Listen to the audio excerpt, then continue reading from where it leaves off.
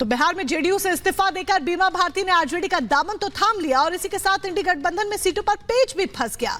Purnia seat को लेकर बीमा भारती दावा कर रही हैं, तो वहीं पप्पू यादव भी इसी सीट से ताल ठोक रहे हैं। क्या है ये पूरा मामला, रिपोर्ट के जरिए समझिए।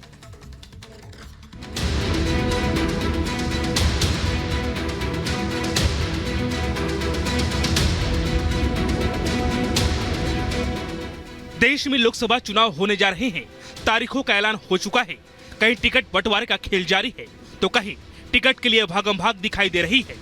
टिकट के लिए रेस ऐसी कि नेताओं का भी दल बदलना शुरू हो गया है। नीतीश कुमार की पार्टी जेडीयू की रुपोली विधायक और पूर्व मंत्री बीमा भारती ने प्राथमिक सदस्यता से इस्तीफा देकर आरजेडी का दामन थाम लिया है और इसी के साथ दावा किया जा रहा है कि वो पूर्णिया सीट से लोकसभा चुनाव लड़ सकती है। पूर्णिया से चुनाव लड़ेंगी आप?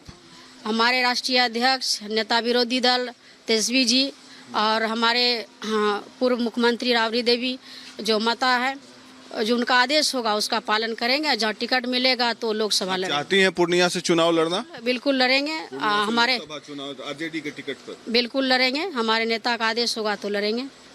तो पूर्णिया से तो पप्पू यादव लड़ना चाहते थे, कांग्रेस पार्टी में विलय कर लिया उन्होंने। अब पार्टी का मामला है, जो हमारे जो नेता है उनका जो आदेश होगा उसका पालन। लालू जी से मिली, क्या कहा लालू जी ने? लालू जी से आशीर्वाद लिए, हम जाकर के मिले और बात किए। मुझे जब मौका मिलेगा पूर्णिया से लोकसभा लड़ने का तो हम निश्चित वहाँ से जीतेंगे।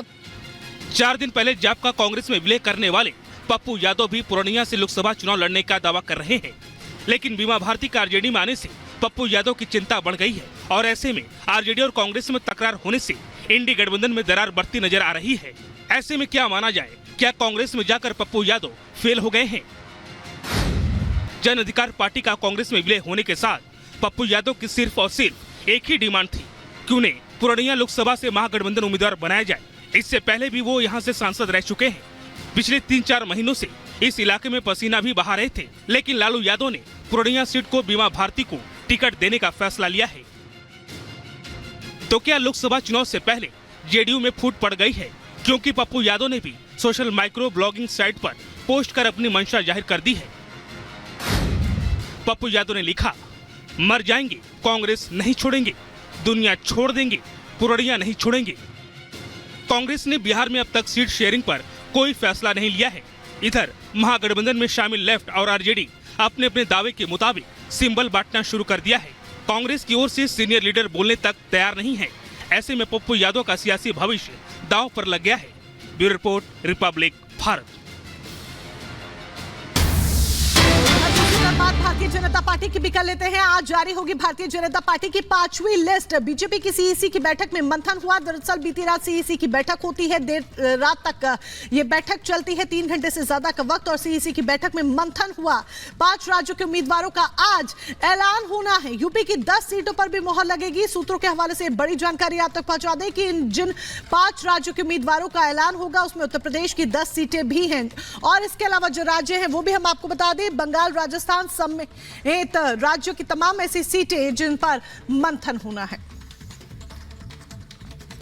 तो भारतीय जनता पार्टी केंद्रीय चुनाव समिति ने लोकसभा के बाकी बचे उम्मीदवारों के नामों को लेकर देर रात तक दिल्ली में मंथन किया, जिसमें 5 राज्यों की बाकी सीटों के उम्मीदवारों के नामों पर चर्चा हुई। अब माना यह जा रहा है कि किसी भी वक्त बीजेपी अपनी 5वीं लिस्ट जारी कर सकती है, जिसमें 5 राज्यों की सीटों पर उम्मीदवारों का ऐलान होगा।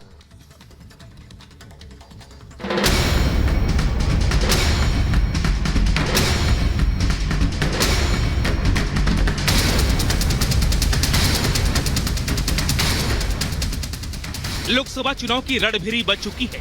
19 अप्रैल से शुरू हो रहे लोकतंत्र के इस महापर्व में शामिल होने के लिए पूरा देश तैयार है। सभी राजनीतिक दलों की तैयारियां जोरों पर है। भारतीय जनता पार्टी ने भी अपनी तैयारियों को धार देना शुरू कर दिया है। चुनावी रैलियों और रोड शो के साथ साथ उम्मीदवारों के चयन पर भी लगातार मंथन जारी है। बीजेपी अब तक उम्मीदवारों की 4 लिस्ट जारी कर चुकी है। माना जा रहा है कि आज किसी भी वक्त पार्टी 5वीं लिस्ट जारी कर सकती है। दिल्ली बीजेपी मुख्यालय में केंद्रीय चुनाव समिति की बैठक में प्रत्याशियों के नामों पर मंथन हुआ। बैठक में प्रधानमंत्री नरेंद्र मोदी, पार्टी अध्यक्ष जेपी नड्डा, गृह मंत्री अमित शाह, रक्षा मंत्री राजनाथ सिंह, उत्तर प्रदेश के मुख्यमंत्री योगी आदित्यनाथ समेत समिति के कई सदस्य शामिल हुए। बीजेपी की केंद्रीय चुनाव समिति की तीसरी बैठक हुई। आपको बता दें ये बैठक करीब 3 घंटे तक चली, जिसमें प्रधानमंत्री नरेंद्र मोदी, बीजेपी के राष्ट्रीय अध्यक्ष जगत प्रकाश नड्डा, गृह मंत्री अमित शाह, रक्षा मंत्री राजनाथ सिंह समेत केंद्रीय चुनाव समिति के सभी सदस्य जो हैं वो शामिल रहे। देर शाम शुरू हुई बीजेपी सीईसी की तीसरी बैठक देर रात तक चली, जिसमें 5 राज्यों के उम्मीदवारों के नामों पर मंथन हुआ। पश्चिम बंगाल, ओडिशा, राजस्थान, आंध्र प्रदेश और उत्तर प्रदेश की बाकी बची सीटों पर चर्चा की गई, जिसमें यूपी की बाकी बची 24 सीटों पर मंथन के बाद 10 सीटों के उम्मीदवारों पर समिति की मुहर लगी। इसमें ज्यादातर नाम यूपी कोर ग्रुप की तरफ से सुझाए गए थे। करीब 5 ऐसे राज्य हैं जिनके लोकसभा सीटों पर जो है वो चर्चा हुई। जो बाकी सीटें हैं उन पर कहीं ना कहीं मंथन हुआ और मुहर लगी। इन राज्यों में मैं आपको बता दूं कि पश्चिम बंगाल, उत्तर प्रदेश, उड़ीसा, राजस्थान और आंध्र प्रदेश की बाकी बची हुई सीटों पर जो है आज के इस बैठक में चर्चा की गई। आपको बता दें कि उत्तर प्रदेश में सूत्रों के हवाले से जो खबर आ रही है कि 10 कैंडिडेट्स के नाम पर जो है वो मुहर लगी। केंद्रीय चुनाव समिति के सभी सदस्य जो हैं इन 10 नामों पर अपनी सहमति उन्होंने जारी की। और साथ साथ उड़ीसा की अगर बात की जाए तो उड़ीसा में भारतीय जनता पार्टी जो है वो सभी सीटों पर खुद अकेले चुनाव लड़ेगी। किसी भी तरीके का कोई गठबंधन जो है वो उड़ीसा में इस बार देखने को नहीं मिलेगा। बीजेपी यूपी की कुछ हाई प्रोफाइल सीटों पर जल्द प्रत्याशियों के नामों का ऐलान कर सकती है, जिसमें सुल्तानपुर से मेनका गांधी, पीलीभीत से वरुण गांधी और केसरगंज से बृजभूषण शरण सिंह के नामों को लेकर चर्चा तेज है। खबर ये भी आ रही है कि पार्टी की 5वीं लिस्ट में कई बड़े बदलाव भी देखने को मिल सकते हैं, जहां कई मौजूदा सांसदों का टिकट कट सकता है और कई नए चेहरों को मौका मिलने का दावा किया जा रहा है।